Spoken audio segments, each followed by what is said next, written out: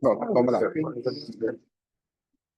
A gente está aqui, a gente viu o último milagre do Elisha, e a gente vai falar agora, a gente comentou de passagem, mas elaborar um pouco mais aquilo que o Talmud fala para a gente, de que você tem que aproximar a pessoa sempre, e se for empurrar a pessoa, afastar a pessoa, que seja com o braço esquerdo, não com as duas mãos. Eliyahu, ele tinha dado um decreto, uma maldição para o Gehazi, que ele ia ficar leproso até o final da vida, e assim também os 3 filhos dele, e deu um ponto final para ele sem volta, fechou a porta para ele. Eliyahu não, Elisha, desculpa, Elisha. Eu pinto a cara, falei alguma coisa, falei errado. Obrigado. E aí, a gente falou que Gehazi, ele voltou para fazer os caminhos ruins dele, mas além disso, que é uma coisa gravíssima para um Yehudi, ele se afastou e foi morar com outros povos. Ele foi morar lá em Aram, ele foi morar em Damasco, em Damasco. Então, se juntou aos nossos inimigos. Então, não necessariamente ele se juntou no sentido de ir contra os judeus, mas ele foi lá se infiltrar, digamos assim. Eu falei no final da última aula que o Eliyahu Hanavi, antes dele falecer, Eliyahu, ele tinha recebido 3 ordens de Hashem, só que ele só fez uma delas. Por quê? Então, as ordens eram, ele tinha que nomear um novo rei em Aram. Curioso, o profeta judeu vai nomear um novo rei para os Goim. Em vez do Ben-Hadad, ele teria que colocar o novo rei chamado Hazael. Isso ele não fez. Depois, nomear o próximo rei judeu, chamado Yehu. E ele vai acabar com a família de Ahav. Teria que terminar de acabar com a família de Ahav. E o terceiro era para ele nomear o Elisha como seu sucessor, que esse ele fez. Deve ser o mais fácil também. Nomear um rei. Então, a questão foi a seguinte, por que ele não fez? Eliyahu Hanavi não fez o que Hashem mandou? Então, aqui tem um detalhe. Hashem, ele mandou nomear o novo rei em vez do Ahav, certo? Só que o Ahav, ele melhorou os caminhos dele. Dentro do possível, ele fez um pouco de tshuva. Então, Hashem deu uma chance. Então, ele não precisou nomear outro em vez de Ahav. E tampouco ele nomeou outro em vez de Aram, porque quem iria substituir o Ben-Hadad, ele seria malvado para o povo judeu. Então, como o rei fez tshuva, então também não teria sentido colocar um rei pior para Aram. E a gente vai ver o que vai acontecer agora. E é muito curioso que o profeta judeu, ele que está encarregado de nomear o novo rei Goi. Como é que pode isso? Vamos ver. Vamos tentar discutir juntos. Mas esse é o fato por enquanto. Certo?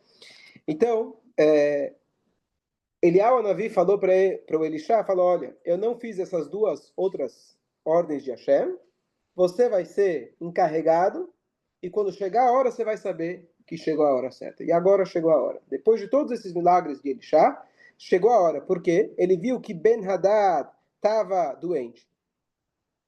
Ahav tinha um filho que era Yehoram, e esse Yehoram não era muito melhor que o pai dele, apesar de todos os milagres que ele viu, que Elisha fez, etc., nada. Então, ele percebeu que agora é a hora de cumprir aquilo que Eliyahu Hanavi tinha falado para ele fazer. Então, ele vai até Damasco, que ficava em Aram. E lá ele encontra O Gehazi. Então, ele tinha o objetivo lá de alguma coisa a ver com o rei, mas ele vai lá e ele encontra o Gehazi, certo? Um judeu perdido. E ele, naquele momento, ele já tinha se arrependido da maneira muito dura que ele tinha tratado o Gehazi. Deu tempo para ele meditar e ele pensou e falou, eu acho que eu fui muito duro com ele. Ele procura o Gehazi e ele começa a tentar convencer ele para fazer tshuva. E ele vira e fala, olha, você sabe muito bem que eu não posso mais fazer tshuva. Eu fiz muitos judeus fazerem pecados e Hashem não vai aceitar a minha tshuva. Mas sempre pode, né? É? Sempre pode fazer. Tava procurando, não tá? Sim. Alguém levou? Não sabia que tinha choro hoje. Ainda estamos aqui. Então, Estamos aqui. me confundi, desculpa. Sem problema. Estava gravando essa hora do Reverendo Chave com o Freud. Tá.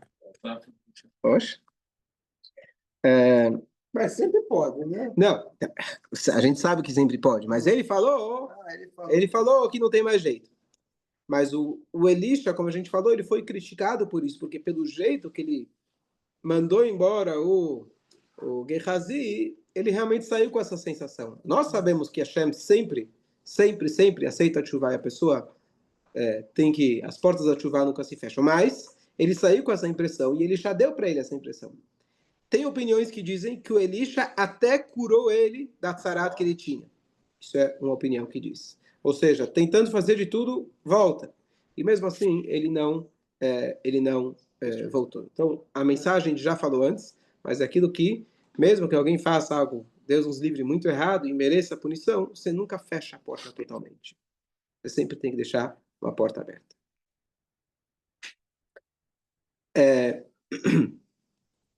Bom, e aí, enquanto isso, o rei arameu, o Ben-Hadad, ele estava doente. E ele sabia, ele apreciava bastante o profeta de Israel, por alguns motivos. Historicamente, ele já tinha curado, vocês lembram, o general de Aram. Depois, além disso, pouco tempo antes, quando os soldados dele tentaram invadir Shomron, o profeta foi até lá, levou eles até outro lugar, cercou eles e deu comida para eles, levou eles de volta. Né? Receberam a flotilha com comida e falaram, podem voltar para Israel. Claro que eles foram muito maltratados, assim saiu nos jornais. Então, ele tinha um reconhecimento grande pelo Elisha, e ele estava doente, e ele ficou sabendo que o Elisha estava por perto, então ele falou, deixa eu mandar um presente para ele. E ao invés dele mandar Elisha vir até ele na posição de rei, a gente já viu como isso era essencial, importante, quem vai visitar quem vai... Ele não, ele vai lá e ele manda um general dele, um ajudante dele, chamado Hazael, que era aquele que o Elial deveria já ter colocado como futuro rei. E ele manda ele, simplesmente como um general, como um emissário, vai lá receber o homem de Hashem, dê um presente para ele, e ele manda para ele muita comida. Judeu, né, tem que mandar, não o rei, mas ele sabe que isso aqui é agradar o povo, tem que mandar comida, tá certo? Ele deu história judaica. E ele manda, então, 40 camelos carregados de comida. Consta na Laká, uma coisa curiosa, a gente não pode desperdiçar comida.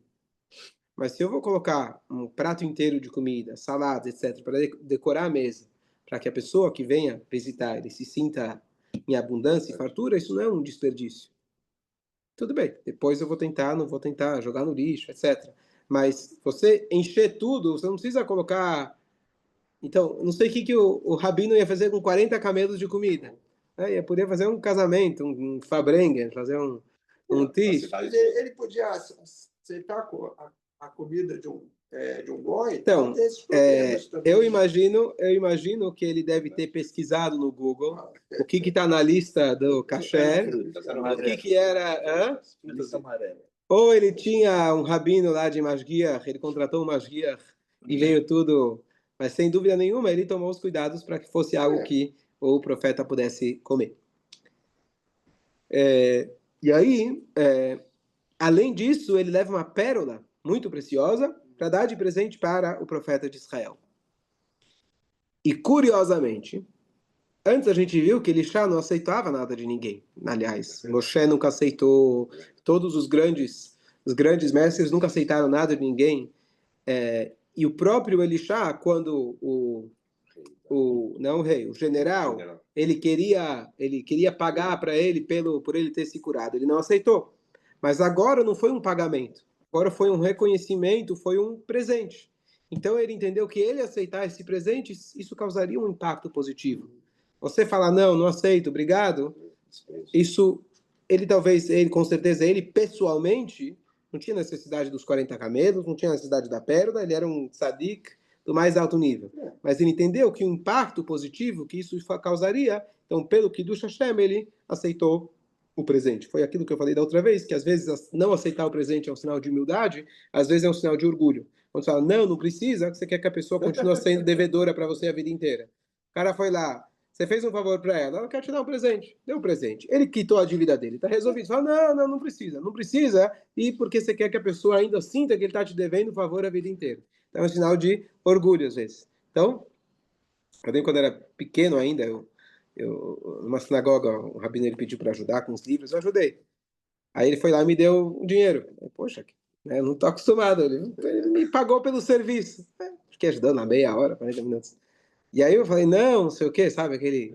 Ah, tá. E aí, tudo bem, não, pega. Ele era pequeno, ele foi lá, insistiu, eu peguei. Claro que ele sabia que eu queria o dinheiro, né? Não era tão sadico assim, mas você fica constrangido. E aí depois alguém falou, eu comentei, na época era pequeno, sei lá, tinha 8 anos, 9 anos, não sei. Ele falou, se alguém te dá, fala muito obrigado. Pronto, não tem essa falsa modéstia, né? Não estou dizendo que sempre você precisa aceitar. Muitas vezes está escrito, soné matanot echia. Você não precisa, e Deus nos livre você ficar esperando o presente de qualquer pessoa. A pessoa que espera presentes, a vida dele não é vida. Então, de forma nenhuma, bajular pessoas para que você ganhe presentes, absolutamente condenável, certo? Mas se alguém quer, com um sinal de agradecimento por alguma coisa que você fez, etc., a gente dá Mishloach Manot. Por que se dá Mishloach Manot? Não é presente para os pobres. Mishloach Manot é uma maneira de você conseguir confraternizar. Eu dou para você, você dá para mim. E a gente dá uma troca. Então não tem nada de errado, tá certo? Então, saber quando e como, tá certo? Às vezes a pessoa está querendo te comprar, tá certo? Aí você não aceita. Aquilo que a gente falou, depende de quem veio o presente, qual a intenção e etc. Você tem que recusar. O critério não tem que ser o tamanho do cheque. O critério tem que ser qual é o impacto positivo que isso vai causar na pessoa, nos outros. Aqui, para Elisha, eu tenho certeza que para ele aceitar um presente não era uma coisa agradável. Ele não era. Ele expulsou o Gehazi, porque o Gehazi foi lá e pediu o pagamento. Ele não queria de forma nenhuma, mas ele entendeu que isso seria importante pelo Kiddush Hashem. Então, esse é um critério importante para a gente ter não só em relação a presentes, mas quando a gente vai fazer qualquer decisão na vida, não parar e pensar o que é conveniente para mim, mas pensar o que vai ser bom para Hashem. É bom que eu saia na capa do jornal?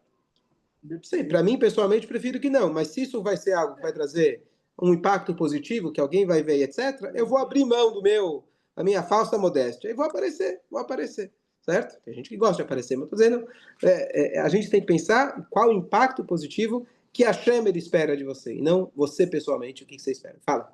Eu fiz uma pergunta se está dentro daquele. Tem um comentário do Tarbit Devarim, que as pessoas fazem. Você fala palavras esperando uma ação que ela vai ter, que é tipo um juros com palavras. Sim. Que é uma espécie de você tentar bajular para você ganhar algo depois. Então, é um juros. O juiz. É isso que está falando? Que estava... Ou de qualquer pessoa. Tipo assim, eu vou pegar, Deus nos livre, um dinheiro com uma pessoa.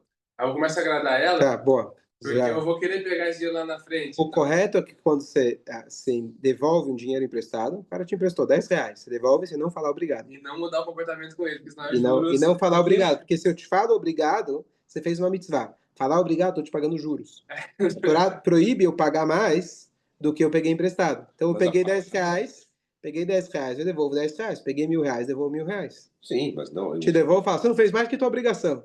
Não precisa ser para tanto. Não pode mudar o comportamento também, né? E você não ir lá, porque às vezes você muda o comportamento, você está querendo ganhar tempo, por exemplo. Você quer ganhar favor no...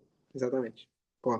Teve aquela história que você contou há 2 semanas daquele sujeito que salvou o menino na piscina. Sim, que não aceitou. Mas não aceitou. Você fala aí também. Ele não salvou porque estava esperando. E o dinheiro, 1 milhão? Era 6 milhões. Não, ele não sabe. 6 milhões de dólares. Sei lá quanto. A história é boa. O Abraham tá com a cara curiosa. Quer saber a história? A história é boa. Eu vou contar e fica gravado para quem não teve oportunidade de ouvir. Você estava aí quando eu contei a história? Essa história, quem contou é um rabino famoso, palestrante famoso em Israel. O nome dele era Rabino... Vai vir daqui a pouco. Bom, ele foi convidado no hotel em Tzfat, um hotel bonito para passar o Shabat, que tinha lá um Shabaton, e as pessoas pagavam caro para passar aquele Shabat, né, com comida, etc., palestrantes. E ele, de manhã, ele foi na piscina, sábado de manhã, para ir na mikve. E quando ele estava chegando para entrar né, lá no ambiente da piscina, ele vê um Hussid, né, um Hassid, uma pessoa saindo da mikve, só que ele estava acompanhado de um bebê, e estava com a cara assim, desesperado. Bebê não, desculpa, uma criança de 5 anos, né? A cara meio desesperada. E ele vê o rabino e fala, você sabe quem são os pais desse menino? Ele fala, não sei, mas eu posso procurar. E aí o homem comentou que eu estava entrando na piscina para fazer mikve de manhã, e eu vi que esse menino estava se afogando do além. E aí eu fui lá, salvei ele, tirei ele, fiz a respiração e etc, que ele tinha um treino para isso, e salvei o menino. Então, faz o favor de procurar os pais. E o rabino vai lá, ele vai procura os pais, e os pais estavam de fato dormindo. Era Shabat de manhã, o menino provavelmente acordou, abriu a porta, saiu e queria se divertir. Tomar cuidado sempre, que a piscina esteja fechada, protegida. Não faltam histórias, infelizmente. E aí devolveu para os pais, etc. Claro, ficaram bastante comovidos, assustados.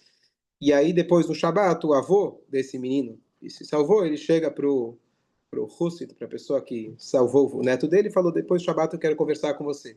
Esse homem, o sobrenome dele tinha escrito antes, Neyman, eles são dos grandes patrocinadores dessas Gemarot que estão aqui, Artskron, em hebraico, pessoa de muito, muito fluente, como se diz, pessoa muito rica, dos Estados Unidos, e ele que tinha trazido todos os filhos, netos lá para passar aquele Shabat, e ele, depois do Shabat, ele vira e faz um chequinho pequeno para o cara, ele entrega para ele, era de 36, assim conta a história, o Rabino fala a história, 36 milhões de shekel, equivalente a mais ou menos 6 milhões de dólares. Ele fala, não se assusta, não se preocupa, para mim não vai fazer falta, você salvou a vida do meu neto, eu quero te dar isso.